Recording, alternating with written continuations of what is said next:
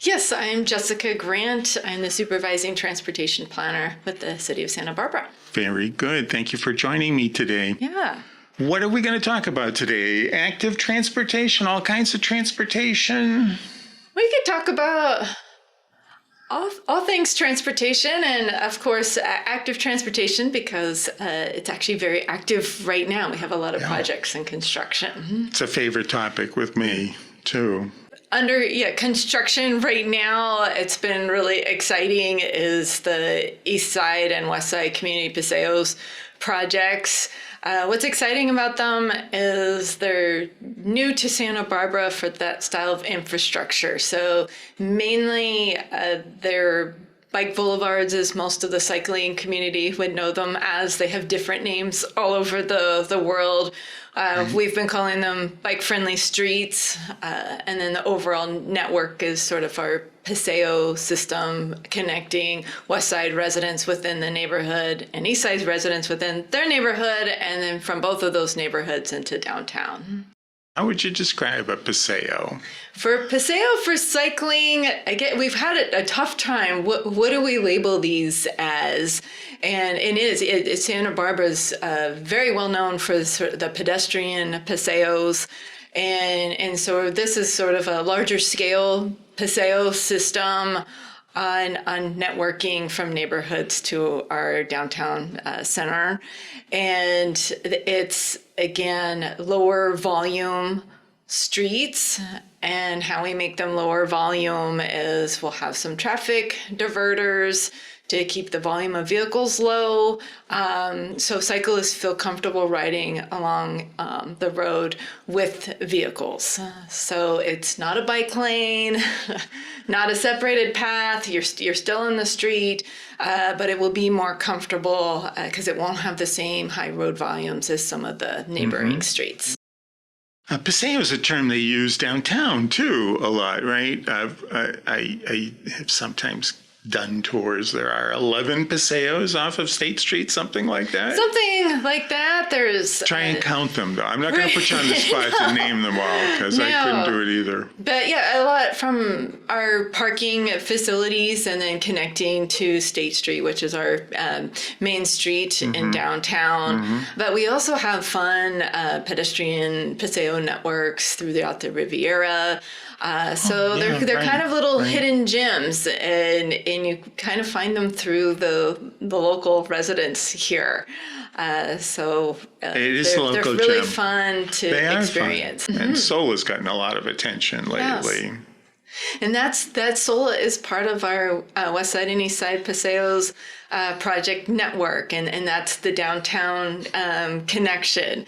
And that is almost complete. It should be complete by the end of this month. Oh, great. And so it is very new, a lot of attention. And I think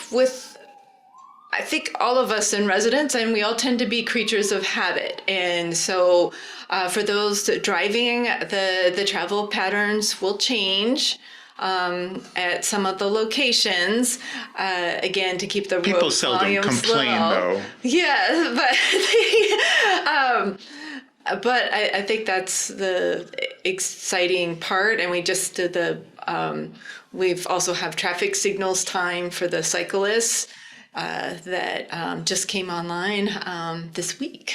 So I used to walk in that direction towards the park. Well, I say walk, and my neighbor's dog.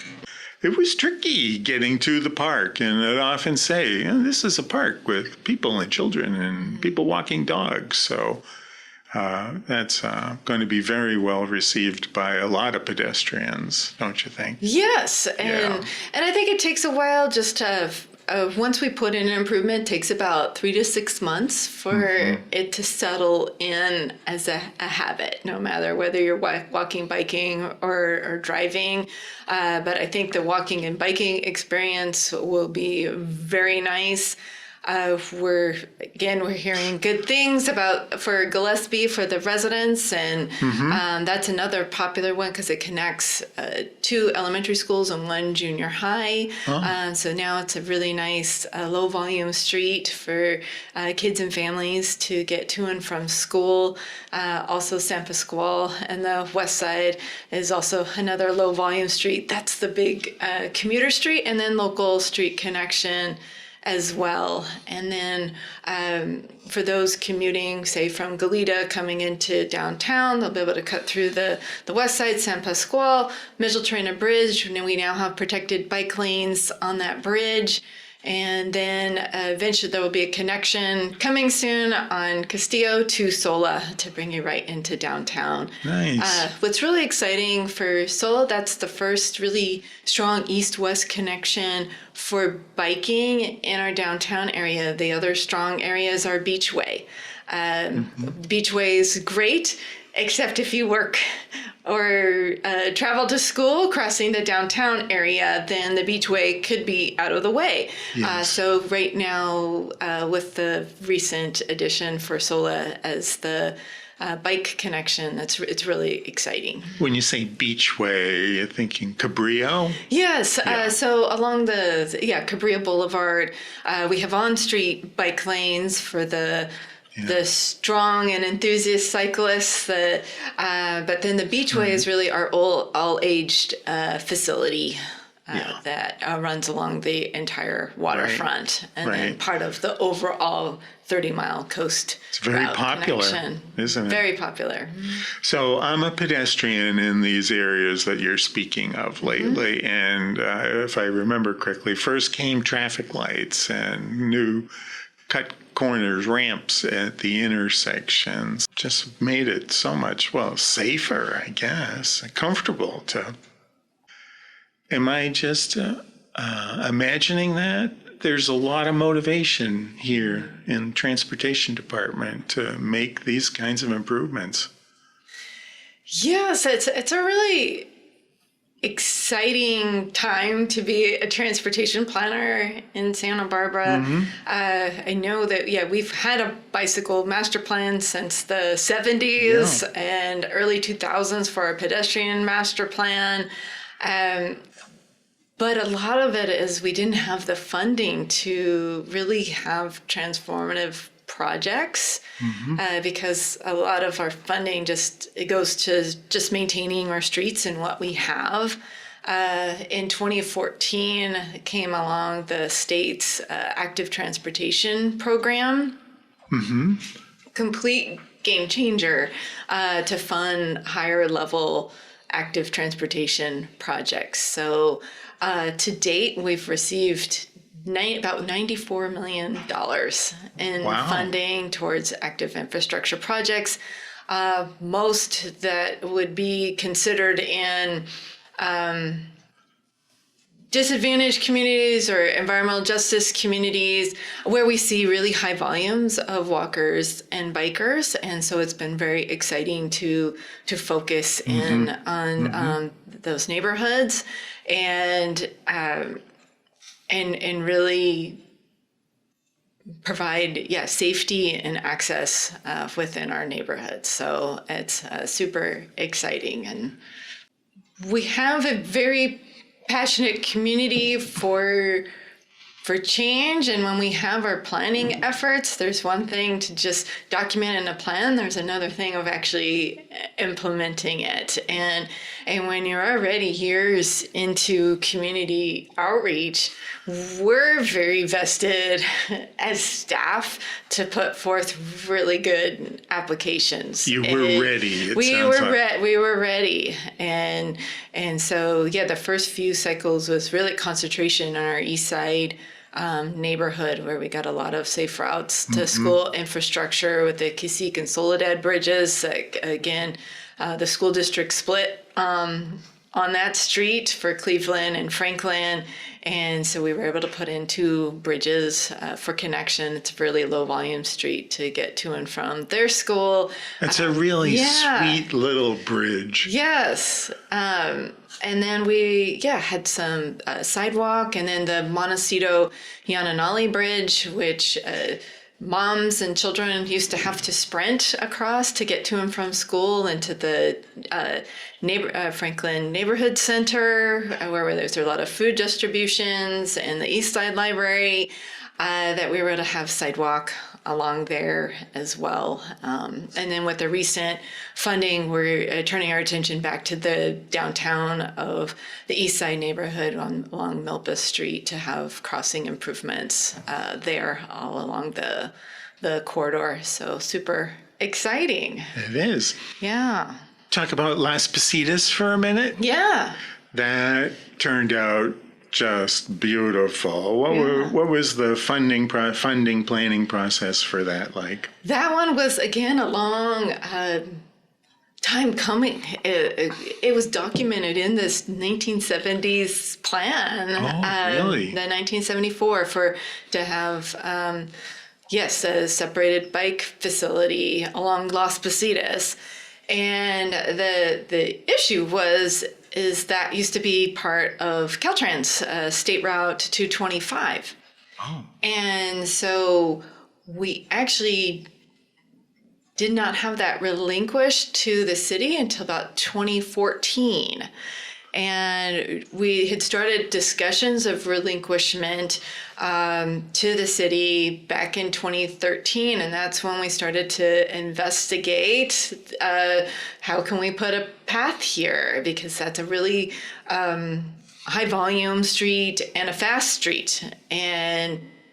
And so the only way for this, and it also had a collision pattern history as well. So really the only way was to separate pedestrians and cyclists from the roadway to really make it an all-age facility. So it was the first round where we went after the grant funding. We had no idea about the California Active Transportation Program. We threw our hat to the ring, put together an application. We were successful for the planning and environmental phase. And then later in a couple more cycles, we received the construction funding for it. So it was overall about a 10-year process from that standpoint to actually get it in the ground.